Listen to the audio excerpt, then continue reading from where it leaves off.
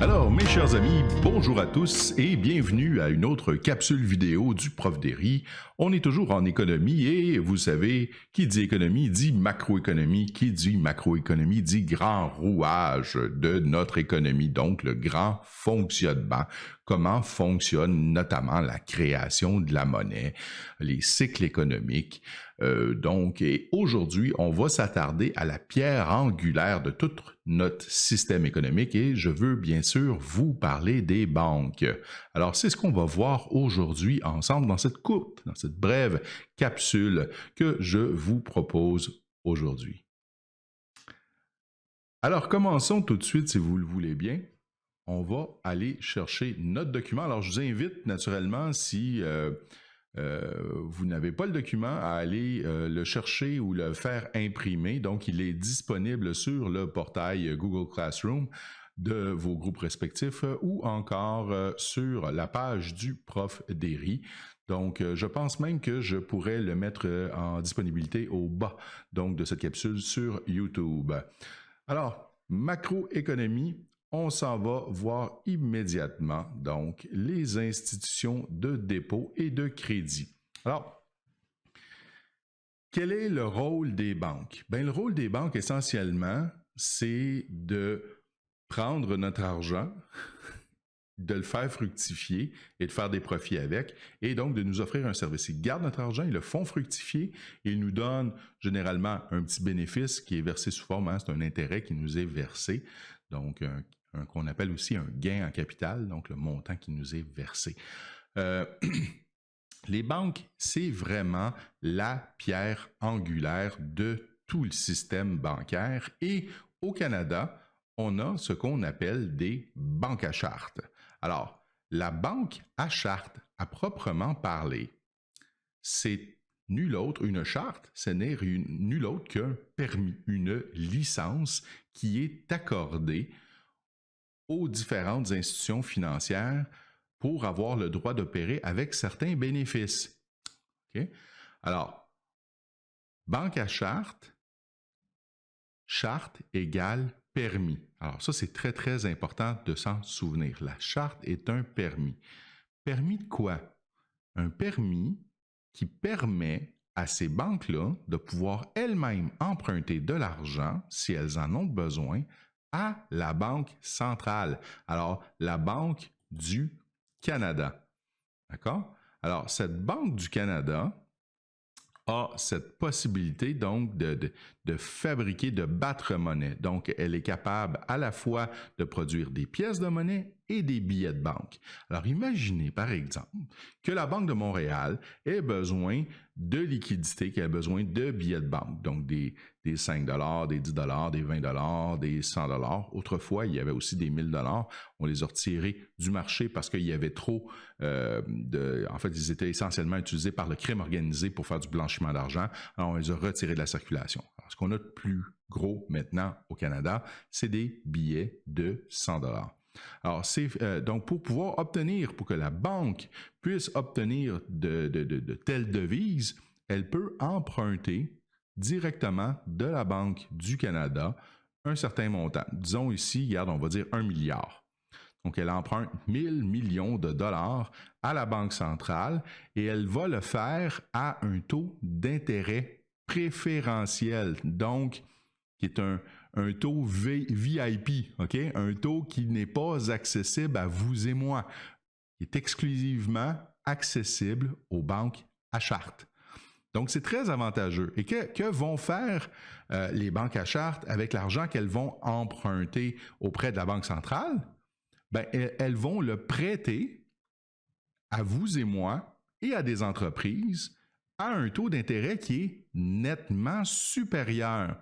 Donc, mettons pour 100 piastres que la banque je sais pas moi, la Banque de Montréal ou la Banque Royale ou la Banque Scotia emprunterait à la Banque centrale, bon ben, elle va l'emprunter, disons, à 0,25, alors parce que le taux présentement, le taux directeur de la Banque du Canada est de 0,25. Et ce taux-là, eux, quand ces mêmes banques-là vont nous prêter l'argent, ils vont nous le prêter à du 6, 7, 8, 10 d'intérêt. Vous voyez? Donc, ils vont faire énormément de profit avec les argents empruntés. C'est l'avantage majeur d'être une banque à charte au Canada. Donc, tu as ce privilège, tu as ce droit-là de pouvoir emprunter à un très, très faible taux et pouvoir prêter à un taux supérieur à des entreprises ou à des particuliers comme toi et moi. OK? Alors, cependant, si tu veux emprunter des sommes d'argent, tu dois te plier à certaines règles. Et on va voir ensemble les différentes règles qui sont édictées par la loi sur les banques au Canada pour pouvoir être une banque à charte. OK? Alors, première règle, il faut absolument qu'une banque à charte soit une société par action cotée à la bourse.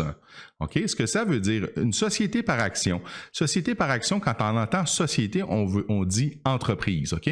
Donc, une société, c'est une entreprise. Quand c'est une société par action, on sait que c'est une compagnie. Pourquoi?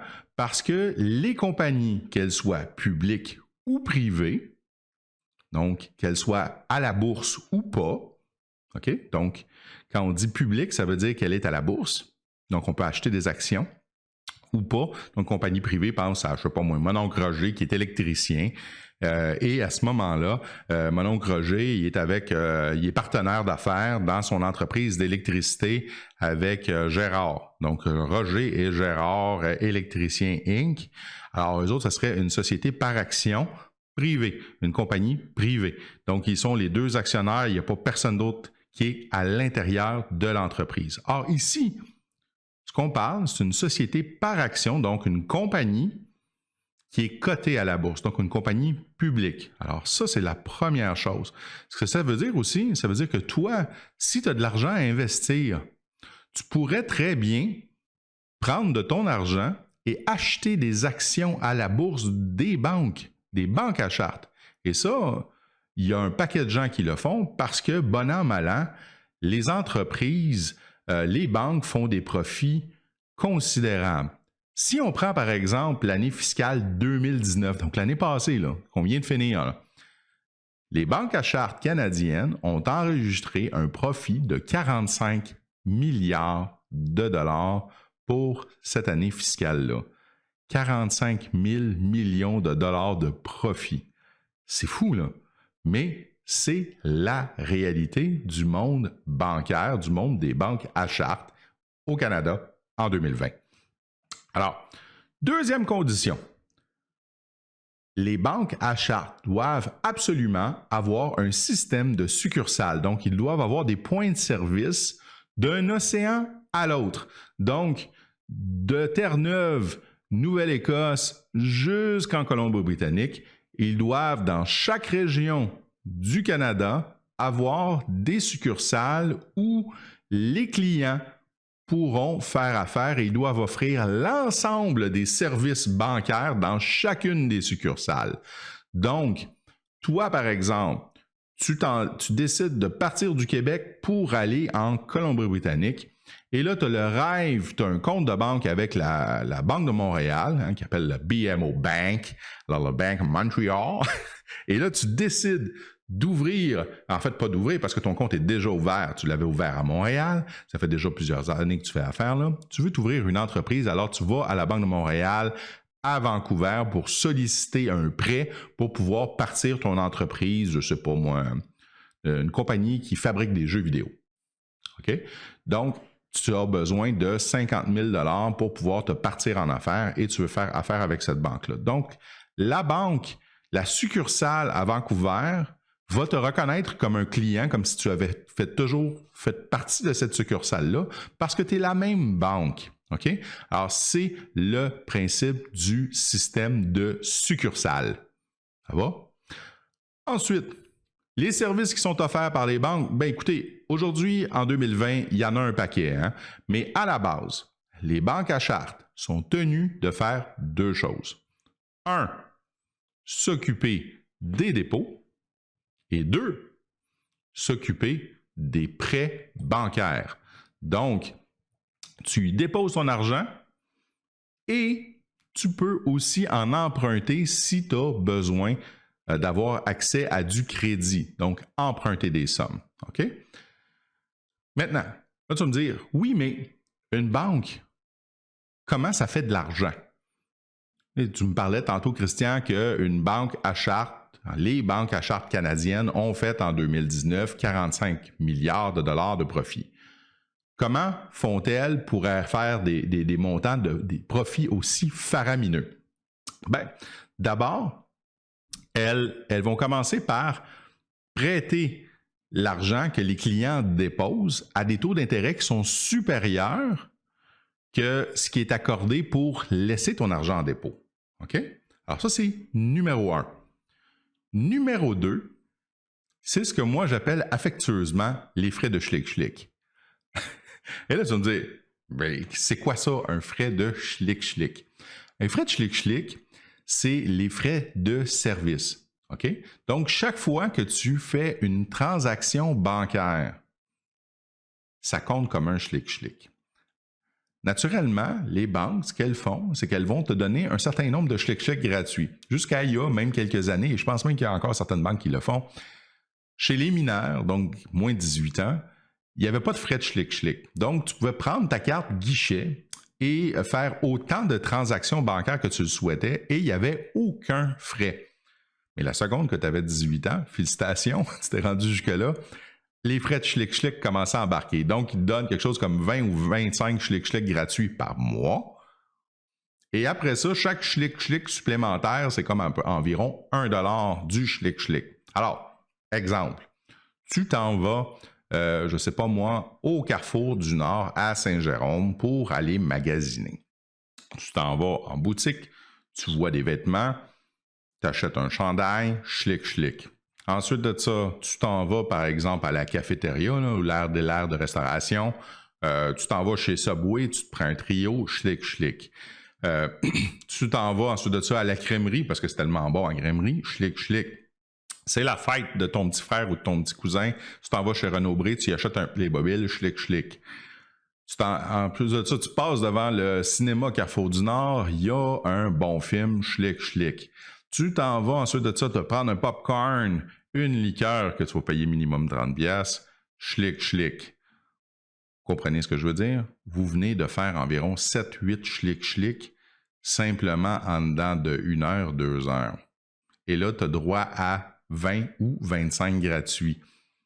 Alors, tu te ramasses à la fin du mois, si tu ne regardes pas tes choses comme il faut, tu vas te ramasser à la fin du mois sur ton relevé de compte bancaire et tu regardes et tu vas t'apercevoir rapidement que tu vas avoir marqué FGA. Frais de guichet automatique et 40-50$.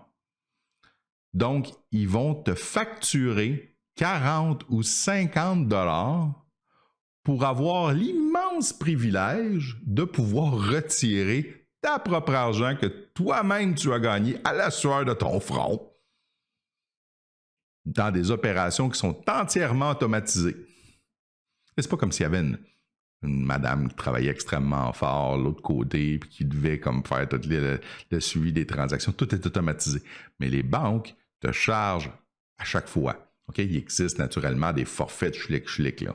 Alors, par mois, tu peux payer, je ne sais pas moi, 20, 30, 40$. Puis 40$, tu as genre schlick-schlick illimité. Là. Mais tu payes 40$ par mois pour avoir le droit de retirer, d'avoir accès à ta propre argent. Ce qui est, selon moi, ni plus ni moins que du vol. Mais bon, regarde. Alors, il faut que tu saches que c'est l'essentiel des profits des banques en 2020 qui est fait sous cette forme-là avec les fameux schlick-schlick. Alors, soyez très, très prudents. Petit conseil que je vous donne en passant. Vous allez magasiner, vous voulez faire ce que je viens de décrire. Allez au guichet automatique. Retirez en argent comptant. Bon, là, vous allez me dire présentement, c'est le coronavirus. Il y a bien un paquet d'endroits qui n'acceptent pas l'argent comptant. On peut juste payer avec une carte. C'est vrai. OK? Mais en temps normal, on n'a pas ce type de circonstances-là. Donc, on retire de l'argent sonnante et trébuchante, donc des billets de 20 par exemple. On met ça dans notre portefeuille, dans notre sacoche. Et quand on circule et qu'on a à payer pour faire des transactions, on n'aura pas d'autres frais parce qu'on a fait juste une transaction pour retirer un montant X, ben, je ne sais pas moi, 100, 160, 200 $. Et là, tu vas voir ton montant diminuer dans ton portefeuille. Alors, tu sais combien il te reste à dépenser. Alors, ça te permet de mieux contrôler tes dépenses et ça te permet d'éviter de donner de l'argent indûment aux banques à charte. Alors, voilà, petit truc que je vous donne comme ça. Distribution des profits. Avec ce 45 milliards-là que font les banques, ben, elles en gardent une grande partie, là, on va se le dire. Mais il y en a une partie qui est redistribuée sous forme de dividende. Qu'est-ce que c'est qu'un dividende? C'est la part, de profit qui est versée aux actionnaires par action. Donc, tu es actionnaire de la Banque de Montréal. Tu possèdes 100 actions de la Banque de Montréal. La Banque de Montréal tient à chaque année une espèce de grand, un conseil des actionnaires. Et lors de ce conseil des actionnaires, il va décider s'il verse ou non un dividende. Donc, et s'il verse un dividende, ils peuvent arriver et dire, pour chaque action que vous possédez, on vous donne $1. Donc, tu as 100 actions, 100 $. Un beau petit chèque. Tu as 1000 actions, 1000 $. OK? Donc, un dividende, c'est une tranche des bénéfices, des profits par action qui est versée aux actionnaires. Donc, un actionnaire, c'est quelqu'un qui détient une action et qui est, en somme, une petite partie propriétaire de l'entreprise, surtout quand on parle d'une banque. Il existe des millions d'actions. Alors, petite partie, mais tu vas recevoir par contre, si tu es actionnaire, une invitation pour te présenter à ce moment-là au CA, au conseil, le conseil extraordinaire qui est convoqué où on va voter pour des résolutions incluant les dividendes. Finalement, dernier élément qui est très important, l'assurance dépôt. Alors, vous savez, tout ce que vous déposez dans votre compte de banque est garanti, est assuré jusqu'à une hauteur de 100 000 $. Donc, mon oncle Hector, qui vivait au Texas, tu as vu 2 fois quand tu étais petit, quand tu étais bébé, tu étais baptisé, il était là, puis il te trouvait bien cute. Lui, c'était un vieux garçon. Puis il est parti vivre au Texas, il a acheté une terre à l'extérieur de Fort Worth et on a découvert que c'était un champ pétrolifère et s'est mis à exploiter le pétrole. Il y a Exxon qui a commencé à pomper le pétrole, qui a versé les montants et il a fait 15 millions en profit avec ça et il te laisse 15 millions en héritage. Félicitations! Alors, qu'est-ce que tu fais avec les 15 millions? Est-ce que tu le places dans ton compte de banque à tranche de 100 000? Réponse non, c'est pas ça que tu vas faire. Naturellement, tu vas placer l'argent de façon intelligente et ça, on aura l'occasion d'en reparler éventuellement. Ce que tu dois faire, par contre, c'est prendre mettons que tu prends une partie de l'argent, là. Tu ne pourrais pas placer plus que 100 000 $ dans un compte de banque. Parce que si tu places plus que 100 000 et que la banque fait faillite ou qu'il arrive un malheur ou n'importe quoi, il y a une société fédérale, une société canadienne qui s'appelle la Société d'assurance dépôt du Canada, qui, elle, te garantit le montant jusqu'à hauteur de 100 000. Donc, si tu as 100 000, ils vont te faire un chèque, ils vont te le rembourser, 100 000, si la banque fait faillite. Mais si tu as 200 000 ou plus dans le compte, elle va te faire un chèque de 100 000. Tu vas perdre la différence. OK? Alors, très, très important. La Société d'assurance dépôt du Canada, on ne met jamais plus que 100 000 $ dans un compte de banque. Mais écoutez, mettre 100 000 $ dans un compte de banque, c'est une connerie monumentale. On ne fait pas ça. Idéalement, on ne tient jamais plus que 5 000 $ dans un compte bancaire ordinaire. Dépasser ça, on prend l'argent et on le place immédiatement. Autrement, on se crée du trouble pour rien. OK? Donc, c'est des choses à ne pas faire. Alors, jamais plus que 5 000 $ dans un compte bancaire. Sinon, sachez à tout le moins que votre argent dans une banque à charte canadienne est protégé jusqu'à hauteur de 100 000 $. Alors voilà pour aujourd'hui. C'est ce que j'avais à vous proposer comme capsule portant donc sur la macroéconomie, sur les institutions de dépôt et de crédit, en particulier sur les banques à charte. J'espère que vous avez apprécié ce moment qu'on a passé ensemble et ne manquez pas les autres capsules. Alors, au plaisir et à très, très bientôt. Bye bye.